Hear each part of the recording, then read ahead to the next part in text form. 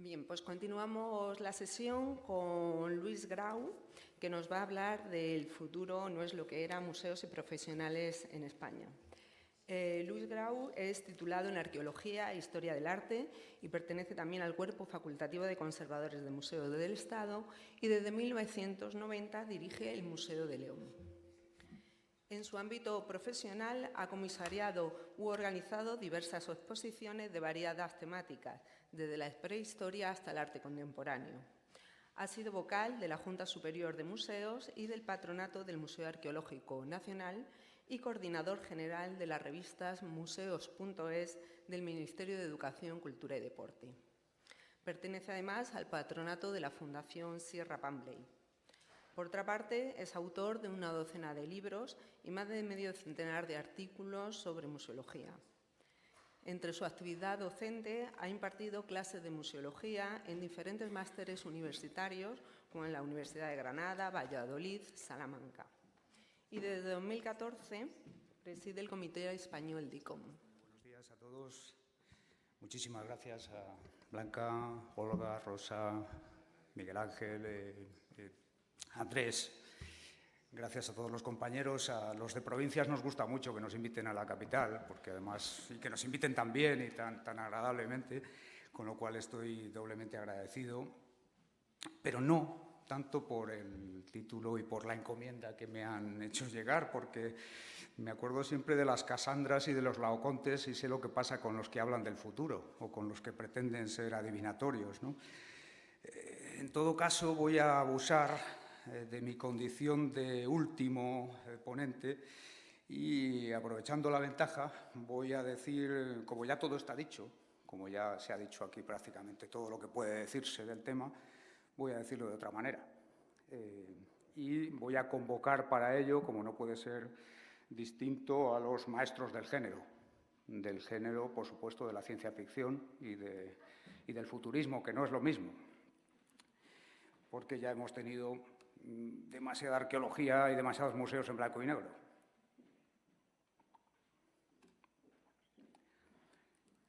Vamos a empezar entonces por el principio. Vamos a ver qué son esas dos cosas, qué es el futuro en los museos, por supuesto, y qué son los profesionales. Como entrada, como introducción. Todos los futuros son de época.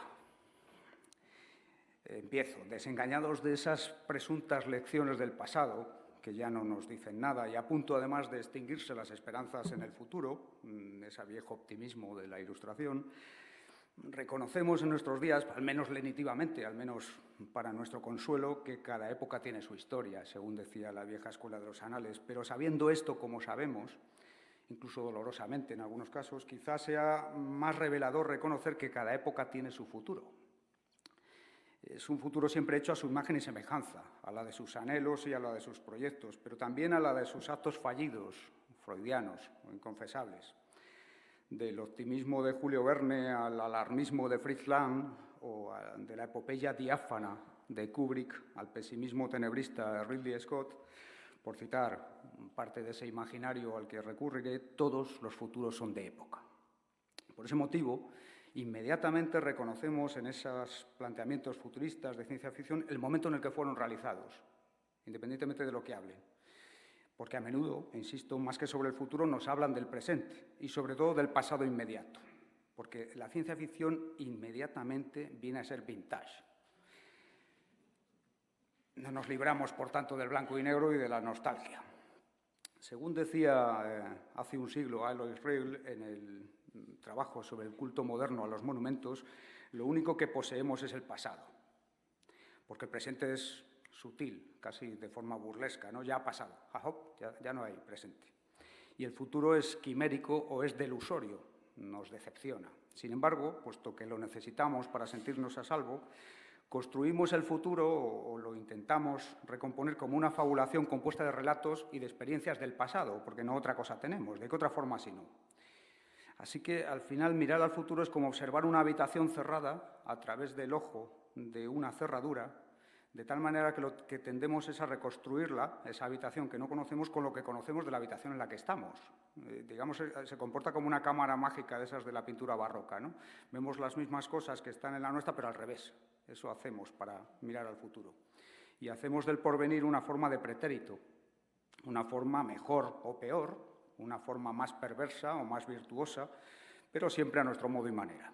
Pretendemos ser perspectivos, tomando distancia para saber que nos encontraremos al otro lado del espejo, pero al otro lado del espejo solo estamos nosotros, nuestro propio reflejo. Y así sucede en los museos. Son instituciones concebidas para tratar con el futuro, no con el pasado. Son instituciones concebidas para proyectarnos en el futuro desde un presente en general insatisfactorio y merced a un pasado que idealizamos. Con el título de aquel clásico de Rivière, el tiempo de los museos es siempre el del futuro. Los museos tratan del porvenir y su condición es la ficción científica, casi siempre científica, a veces no. La proyección fingida de un conocimiento que normalmente es esquivo. Suponen los museos nuestra tarjeta de presentación para una época que no conoceremos. Les decimos, así fuimos, asombrados, somos fantásticos. Parafraseando al poeta, los museos son un arma disparada hacia el futuro. Por eso, a veces yerran, a veces se quedan cortos o a veces sobrepasan el blanco. Son errores de cálculo comprensibles que afectan a todos los agoreros que acabo de mencionar y a gentes adivinatorias en general. Por suerte, nadie queda para comprobar los resultados de ese disparo cuando llega a su destino, y pocos echan en cara esa pifia y muchos menos alaban el tino posible de ese disparo, salvo los visitantes de los museos, que a veces reconocen en ellos, muy pocas veces, pero sí lo hacen, un instrumento obsoleto, pasado de moda o simplemente inútil.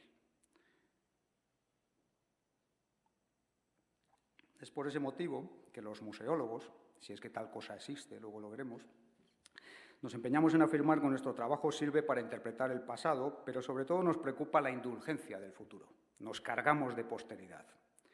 Como herramienta prospectiva, ya de manera profética, ya de forma freudiana, cuando dice lo que no sabemos qué va a decir, pero también lo dice, el museo indaga sobre el significado del pasado para quienes vivan en un futuro que envidiamos, que codiciamos, porque lo sabemos inalcanzable, ¿no?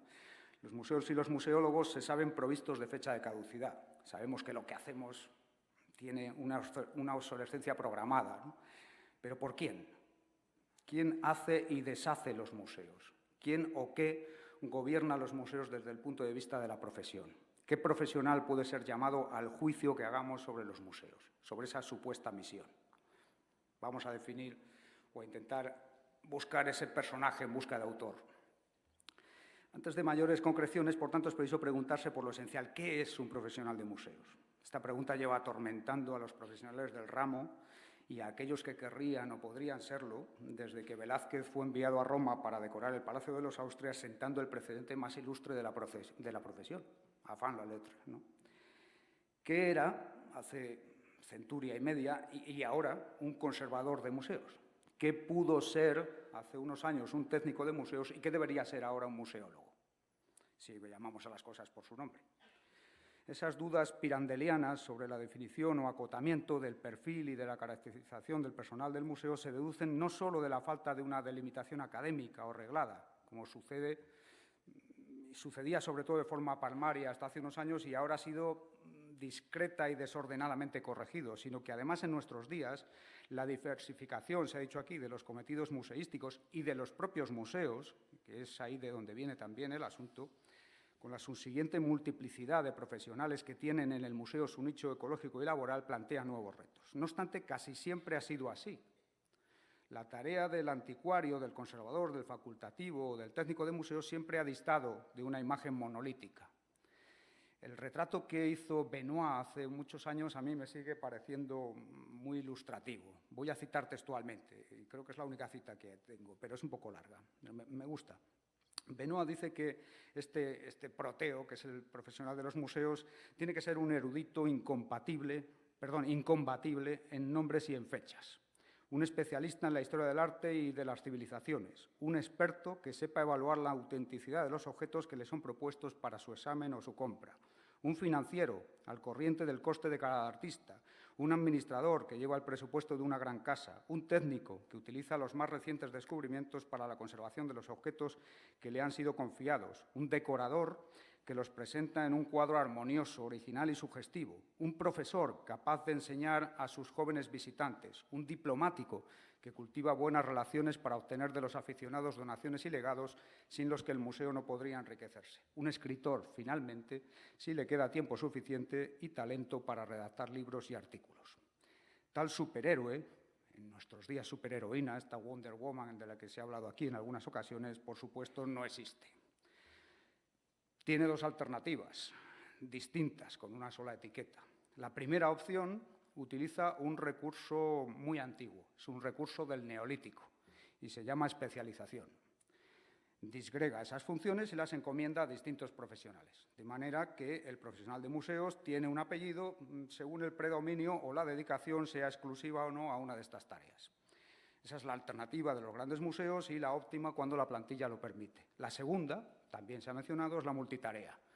Es la característica de los pequeños y medianos museos. Se hace de todo, aunque todo se haga a medias o con una profesionalidad muchas veces limitada o zaherida por las circunstancias, digamos.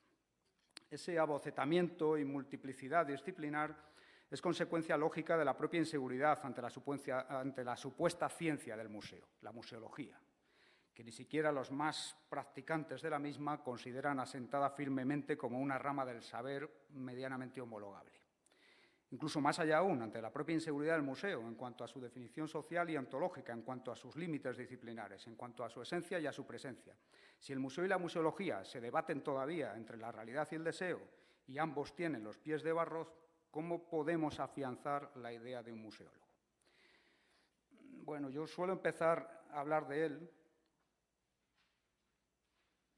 y lo voy a hacer muy brevemente porque lo he hecho en otros terrenos, diciendo que el ser humano siempre tiene necesidad de pasado, de un pretérito que lo justifique, que lo ancle al presente, que le otorgue sentido a su quehacer, pero necesita de sus intérpretes, de los intérpretes de ese pasado. Requiere de un personaje, en este caso, llamado a seleccionar testimonios de ese pasado para construir y para probar, para argumentar el relato y el enfoque que hacen de las aspiraciones de una comunidad. Durante una época definida como premuseística o coleccionista, este individuo fue un sabio, un erudito, un simple connoisseur, una minoría, digamos, al servicio de otra minoría, una casta de entendidos cuyos servicios fueron requeridos por una élite. Algunos de esos personajes fueron más allá y se convirtieron en una suerte de decoradores que influían sobre la disposición de las obras coleccionadas. En ambos casos, la actividad selectiva y la actividad distributiva conformaron las señas de identidad museológicas que todavía hoy reconocemos. Con el nacimiento de la arqueología, en paralelo a la Ilustración, el anticuario reivindicó además un carácter científico de sus aproximaciones al conocimiento del pasado y un marco de objetividad que le librara además de las veleidades del poder individual. Ello condujo al momento genésico de los museos modernos, que todos conocemos, la revolución de una nueva clase social que tomó el poder y conllevó, lógicamente, con la puesta a disposición de un proceso de legitimación histórica en términos de relectura del pasado. En esa relectura, en esos nuevos santuarios de la interpretación del pasado, nació la figura del conservador, que no solamente conservaba porque garantizaba la preservación de los objetos, sino que además conservaba con una misión conservadora la visión de la perpetuación de ese proyecto político. Desde entonces a hoy, la biografía del museo, contradiciendo a sus críticos, que a veces olvidan esto, ha sido el paradigma de la hospitalidad. Nuevos objetos han sido llamados a sus vitrinas, ya no hay nada que no pueda entrar en un museo. Nuevas narrativas a su argumentario, ya no hay nada que no se pueda decir en un museo. Nuevos públicos a sus salas y, por supuesto, nuevos profesionales en sus ámbitos, en sus talleres, en sus oficinas, etc. Todo museo nuevo o renovado ha traído nuevos protagonistas internos, de tal manera que una muchedumbre de postulantes a su servicio, gestores culturales, comisarios, arquitectos, diseñadores, se han nombrado muchos aquí, demanda una redefinición funcional de la profesión de museólogo. Pero en esas condiciones de indeterminación, de mudanza y de diversidad puede existir una profesión. ¿Qué es una profesión? Bueno, toda profesión requiere al menos 3 estadios definitorios. El primero es una definición, bueno, estas eran imágenes de antes, las pongo para que miréis a otra parte. Digo que toda profesión requiere al menos 3 estadios definitorios. Una definición intelectual, que la encuadre en un proceso formativo, en un régimen de acceso y en un régimen de reciclaje. Un reconocimiento social que responda a una necesidad colectiva. Aquí se ha dicho que la gente no nos conoce, pero sí sabe que existimos, porque hay una necesidad social. Hay muchas profesiones a las que le sucede esto. Y finalmente, en tercer lugar, unas normas de comportamiento o código deontológico. Hay que saber qué se espera de esa profesión y qué puede y qué no puede hacer, o qué no debe hacer. Pero si el jurista legisla, el médico cura, ¿qué hace el museólogo? ¿Hace museos? Porque los museos ya estaban ahí, ¿no? Como el dinosaurio de Monterroso. ¿Es su tarea una práctica o una disciplina científica? Como se preguntaba a Navascués, como se ha preguntado a Andrés Carretero y como nos hemos preguntado tantas veces. Este proceso formativo no reglado del todo incluye una relación de conocimientos que no siempre han sido descritos con precisión. Hay 3 grupos principales, también se ha hablado aquí, los académicos o históricos, aquellos que versan sobre el objeto de su trabajo, el patrimonio cultural, por ejemplo. Los legales y administrativos, que versan sobre el funcionamiento de las instituciones a las que sirve, que son comunes a otras disciplinas. Y, finalmente, un grupo donde quizás esté la clave, que son conocimientos interdisciplinares, propios de las áreas funcionales específicas del museo. Los conocimientos, diríamos, propiamente museológicos, los relacionados con la conservación y la restauración, porque aunque a efectos técnicos la intervención restauradora sea propia de otra profesión, hay que conocerlos. La comunicación, la difusión, la imagen, los medios y transmisión de la cultura, la economía, las áreas que hemos comentado antes, un tanto jocosamente en las palabras del propio Benoit. Volvemos a estar en los terrenos de lo inasible. Hay que adaptarse, sí, pero hay que adaptarse como todas las profesiones. Alguien ha hablado aquí de las redes sociales y de la importancia. Para un fontanero también son importantes las redes sociales y tiene que versar sobre ellas sin abandonar los conocimientos técnicos de fontanería.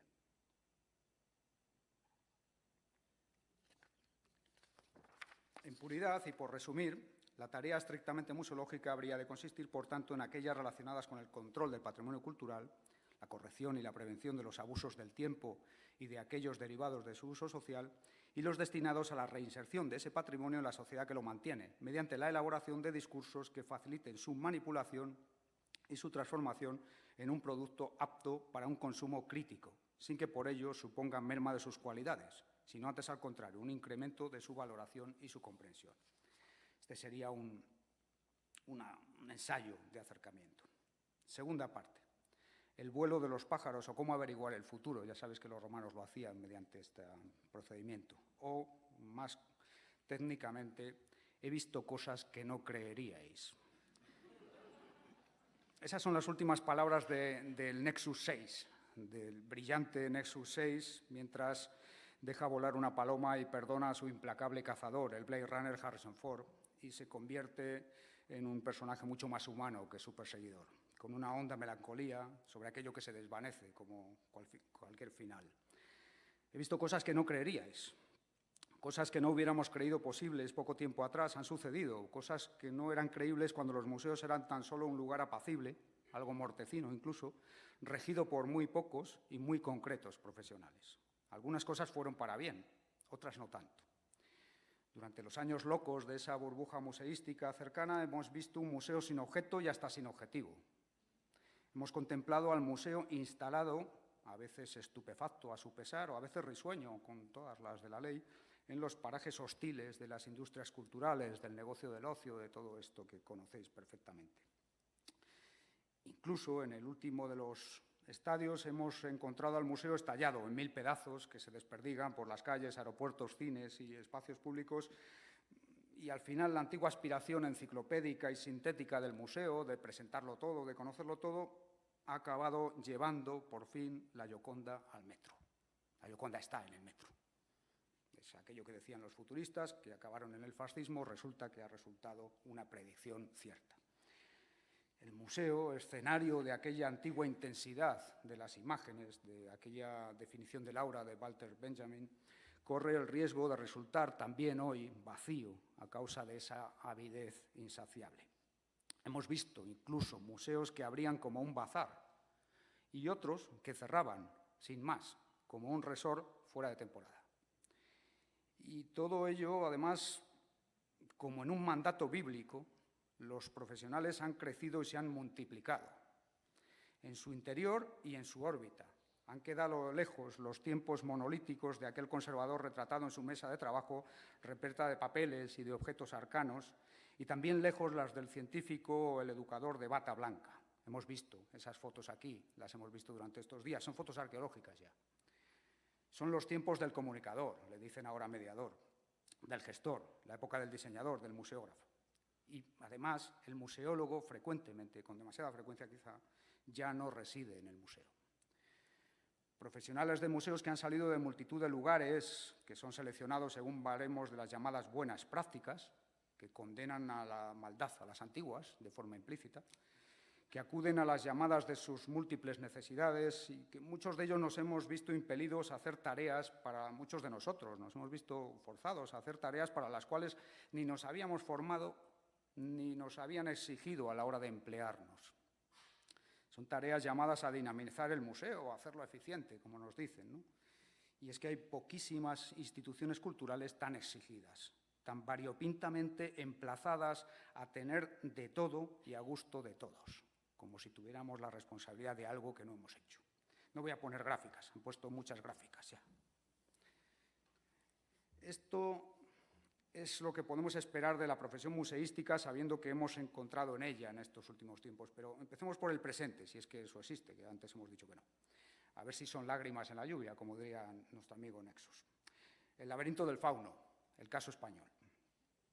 En nuestro país, el enmarañado acceso al poder de la burguesía trajo como consecuencia el establecimiento de resortes de protección del legado histórico exacerbados como resultado de la desamortización. Un contexto traumático que conocemos, que fue el del nacimiento de gran número de museos, los provinciales básicamente, y la espoleta de su reglamentación, que hemos comentado aquí. Se concibió hace más de siglo y medio un cuerpo de la Administración destinado a la preservación de vestigios históricos, el de archiveros y bibliotecarios, al que se añadió hace siglo y medio el de los anticuarios y arqueólogos desde 1900. Esa funcionalización, por primera vez, hay que decirlo, estableció una serie de competencias definidas y de saberes especializados, aparte de fijar un sueldo y una carrera reglada y pública, reglamentar responsabilidades y delimitar una profesión liberal, cosa que hay que insistir en ello. El reglamento de 1901, que también hemos citado aquí, definía esas funciones en materias que aún hoy siguen siendo válidas, la responsabilidad plena, científica, técnica, administrativa, de conservación, etc. No es preciso insistir en que a ese esqueleto, que todavía hoy es vigoroso, se han ido añadiendo variantes y características propias a lo largo de estos años, pero el esqueleto básico parece resistirlo todo, sigue vigente, como el museo incluso. Y en ese sentido establece un perfil, vamos a hacer tres, este sería el primero, del funcionario de museos de origen. Es un hombre, por supuesto, de buena e instruida familia, bien relacionado, dispuesto a veces a concesiones ideológicas y personales para acceder a ese puesto que muchas veces es honorífico, pero que anhela con todo su alma. Es una persona sensible, un poco autoritario, volcado preferentemente en la investigación histórica, no tanto en la museología, arqueológica en gran medida, y preferiblemente lleva mostacho y perilla. Este señor es el protagonista de nuestra profesión durante unos cuantos años, pero después vinieron las crisis que ha atravesado el museo en cuanto a su aprecio social, las críticas a la institución formuladas por los intelectuales de entreguerra, por los artistas de vanguardia. Al final, todo esto convirtió al museo en sospechoso de casi todo, eso lo sabemos, polvorientamente anclado en un estereotipo decimonónico. A partir de ese momento llegó algo nuevo que cambió todo, la nueva museología, que rescató al museo y, por extensión, al museólogo, que empezó a hablarse entonces de él, convertido a la postre ya no en un científico documentado e irrebatible que había enterrado el saber tras los muros del museo, sino en un experto accesible, volcado al trato con la sociedad, que hacía viable además la asistencia del museo, abriendo sus puertas de par en par para que entrase el aire fresco de una renovación que supuestamente aún dura, o eso dicen o decimos. En el contexto de esa recomposición de la identidad del museo en los años 70, precisamente en 1973 se crea el Cuerpo Facultativo de Conservadores de Museos, lo que supuso la actualización de los viejos planteamientos funcionariales en una nueva figura que ya no dependía de la idea de anticuario o de la disciplina arqueológica. Surgimiento por primera vez en la Administración española de un especialista en museos nace pese al retraso de España en el terreno de la museología, al tiempo que las declaraciones de la nueva museología ponían al día el estatuto del museo. Lo que no quiere decir que lo hiciera con el mismo espíritu, pero sí al menos que se iniciaba un camino en el que se reconocía que los museos trabajaban, y cito textualmente, un método visual de base pedagógica por antonomasia, según el texto de la norma. Es decir, los museos son específicos en cuanto a método y, por extensión, en cuanto a la profesión que rige sus destinos. En la actualidad, el panorama español se caracteriza por dos cosas: por la parcelación propia del Estado autonómico, pero no solamente del Estado autonómico, y por la precarización creciente, fruto de los años de crisis, pero tampoco solamente. Esto es para después. La etapa de intensa creación de centros museísticos interesó a multitud de administraciones y de organismos, antaño poco o nada vinculados al fenómeno, con la consiguiente habilitación de cuerpos de profesionales o contrataciones meramente de personal destinado a servir a esos nuevos centros. No solamente en las comunidades autónomas, que casi siempre se guiaron por el modelo ministerial, sino sobre todo en las muy diversas iniciativas locales, donde quizás tenemos que buscar el mayor cambio de estos años. Además, este fenómeno de expansión del museo como solución patrimonial única y unívoca no ha coincidido en absoluto en estos tiempos de la burbuja museística con la habilitación de plantillas mínimas. Al contrario. Según refiere, por ejemplo, Rafael Azuar en su estudio sobre los museos arqueológicos o refrenda la propia estadística de museos, la solución a la dotación de museos fue la precarización de los empleos y la jibarización de las plantillas, o el subempleo, o simplemente el voluntarismo y el menoscabo de la profesión. El perfil en estos primeros años o en estos últimos años ha sido retratado además con mucha precisión, con mucho tino, por un estudio del Ministerio de Cultura hecho en el 2012 y publicado al año siguiente, en el que hablamos de una mujer funcionaria pública de cierta edad, no diremos cuál, pero los años 90 fueron su momento, con sobrada preparación humanística, pero preponderantemente dedicada a tareas burocráticas, con frecuencia versátil en muchas tareas, multitarea, digamos, que está disconforme con su sueldo y con los recursos disponibles, que trabaja en un museo pequeño y que está contrariada con sus ínfimas opciones de promoción y atenta a un reciclaje formativo demasiado ocasional y que, pese a todo esto, ama su trabajo. Es un perfil que no nos dice mucho, porque ya lo conocemos y lo vemos todos los días. Y no hace falta hacer una estadística para esto, ¿no? Porque, pese a la gran utilidad de este estudio y de sus conclusiones, han quedado fuera de esas consideraciones rasgos definitorios del fenómeno museístico que son extraestadísticos, precisamente aquellos que hacen de la profesión algo magmático, algo difícil de delimitar por la estadística. Un repaso de esos problemas en la selección de personal, por ejemplo, nos lleva a considerar algunas características que también se han mencionado y que voy a repetir rápidamente. La selección precede a la formación en el mundo de los museos, de manera que los nuevos conservadores son entrenados, por decirlo de alguna manera, en un curso de prácticas posterior a un proceso selectivo. En segundo lugar, no existe un proceso reglado de reciclaje o de formación continua, una circunstancia que se ha paliado con numerosos cursos, jornadas formativas, etcétera, pero cuyo desarrollo no es ni programático ni mucho menos universal. En tercer lugar, hay un predominio de saberes académicos o científicos no estrictamente museológicos, en un temario que se remite a contenidos que posiblemente no sean necesarios en su mayoría para el desempeño de las funciones reales del profesional de museos. En cuarto lugar, hay autodidactismo y praxis en la formación ulterior. Es algo, curiosamente, que esos dos adjetivos prácticamente que decía en su momento José María Navascués, y ya hace tiempo. Las alternativas formativas, además, son externas y ajenas por la carencia de un sistema reglado académico específico, de manera que ni siquiera los másters o niveles formativos de posgrado coinciden o se remiten a un marco compartido y estructurado de conocimientos, que sí existe, pero que no se comparte. Y hay una fragmentación, finalmente, de la figura del conservador, por una serie de técnicos emergentes especializados en distintas ramas de conocimiento, lo hemos hablado aquí, generadas por el Museo Moderno, los gestores, conservadores, pedagogos, que no tiene una respuesta homologada en los procesos selectivos tradicionales de la función pública. Es una situación transicional, pero es una situación que ya lleva mucho tiempo. Ahora sí. Vaticina que algo queda, diría aquel, ¿no? El futuro ya está aquí y además no es el que era, por decirlo de alguna manera. Hay tres tipos de futuros, por eso estas tres imágenes. o más bien de futuribles, de conjeturas acerca del mismo. Como sabéis, las previsiones a corto plazo inmediatas se basan en dos actitudes, una pasiva y otra activa: el estudio de tendencias y contextos, que es hacia dónde vamos, y la acción volitiva de las políticas, a dónde queremos ir. A medio plazo hay una mezcla entre los resultados de las políticas ya consolidadas y la deriva conflictiva, siempre entre la realidad y el deseo, ¿no? Y a largo plazo entra en juego la ciencia ficción y el pronóstico futurista, que no son la misma cosa, como hemos dicho antes.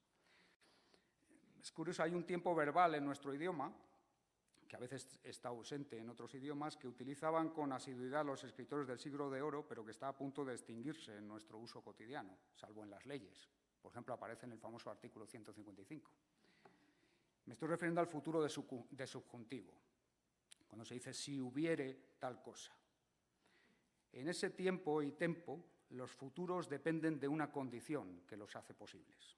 Condición que, por descontado, nace del pasado, que es el único momento experiencial, el único momento real. Veamos, por tanto, para concluir, tres formas del futuro que podrían prosperar, coexistir, evolucionar, tal vez, a partir de ese pasado que estamos viviendo, porque este es, por utilizar el título de la exposición que tenemos, el poder del pasado.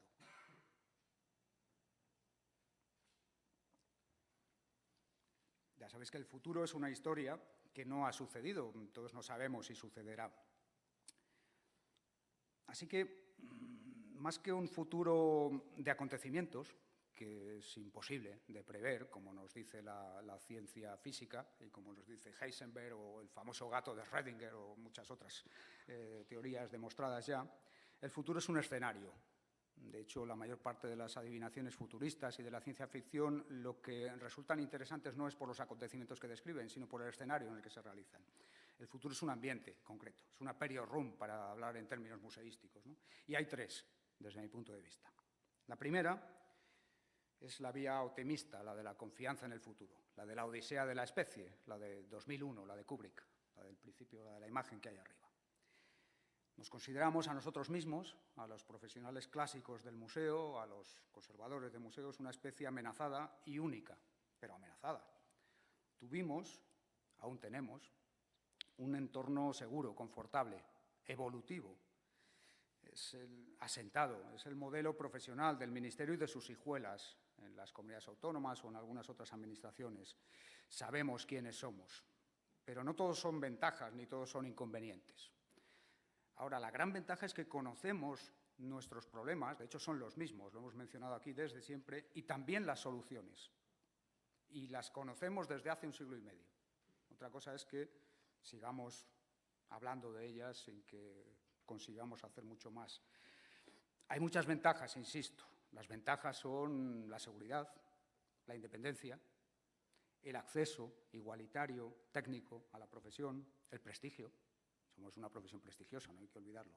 El rigor técnico, la deontología profesional. Hay inconvenientes, el inmovilismo, la falta de estímulos, la competencia desleal, la insatisfacción salarial, laboral, la hemos comentado, el corporativismo, la autocomplacencia. Pero hay otro mundo, otro segundo mundo, y son los octavos pasajeros, la segunda imagen. El que amenaza a la teniente Ripley, que sería la conservadora de museos, porque es una mujer valiente.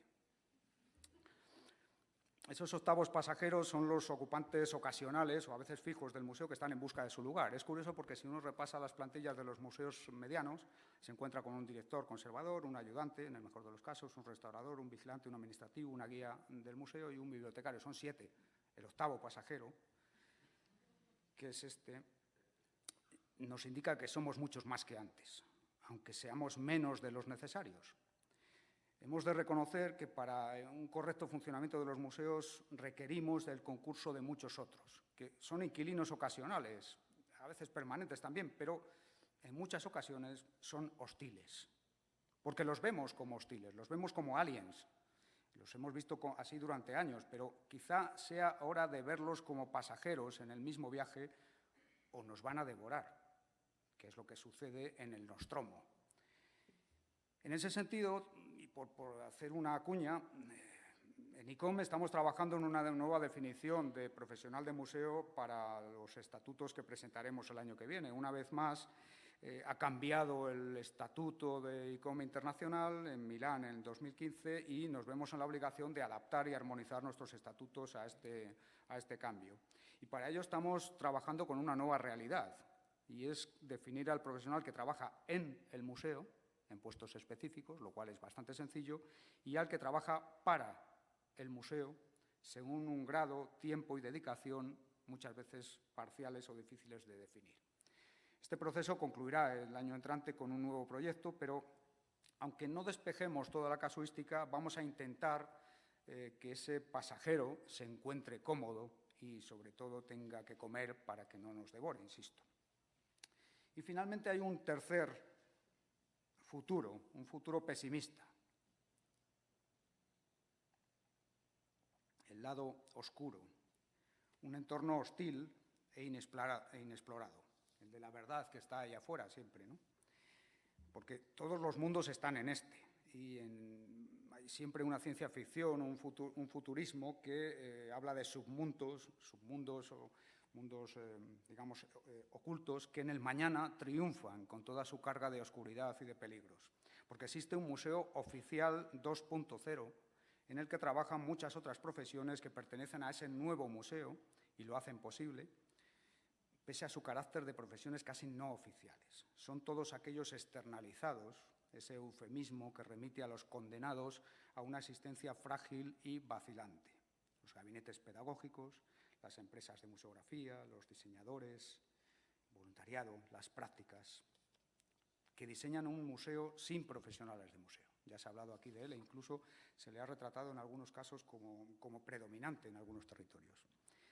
Esa es una metrópoli oscura, una tercera vía que plantea un futuro incierto, inquietante o ignoto. Es un museo no profesional o desprofesionalizado que se manifiesta con especial intensidad en los entornos marginales, en esa especie de mundo de Mad Max de los museos, ¿no? En los museos locales, los museos pequeños, los privados, los amateurs, los museos comunitarios, todo ese universo que compone en algunos territorios más del 80% de los museos. Aquellos quienes les sirven apenas aparecen en las estadísticas y, sin embargo, componen el mayor número de museos aparecidos en estos años y son la base de la pirámide, los pies de barro de tanto gigante de la museología. Son los expedientes X de los museos españoles. En ese sentido, hay un tercer retrato robot del profesional de los museos, que sería una persona, ni siquiera sabemos si va a ser un ser humano, voluntario, mal pagado a veces, entusiasta pero explotado, su entusiasmo tiene fecha de caducidad, inseguro laboral y profesionalmente, preparado parcialmente o, como podríamos decirlo de otra manera, sobradamente mal preparado, habitante infeliz de un museo pequeño, de un museo invisible, de un museo precario, instalado siempre en la zozobra presupuestal y patrimonial. Una conclusión inconclusa, regresando al futuro. El viejo conservador de museos, que aún se empeñan en llamar así las leyes y las normas, con un término decimonónico que especialmente me sugiere siempre cosas malas, está en retroceso, porque su papel ha cambiado y las funciones que se le exigen son otras. Si se refugia en su vieja idiosincrasia, en su terreno de confort, acaba comportándose de dos maneras, como Bartleby, el personaje de Melville, y siempre dice preferiría no hacerlo, o como un Prometeo de andar por casa que ha trasladado a los humanos la luz de la sabiduría y por ese motivo ha sido castigado eternamente con ese punto masoquista que todos tenemos. En definitiva, y para concluir, hay otros mundos futuros, pero están en este. Solo es preciso que en los próximos 150 años la fuerza nos acompañe. Muchas gracias.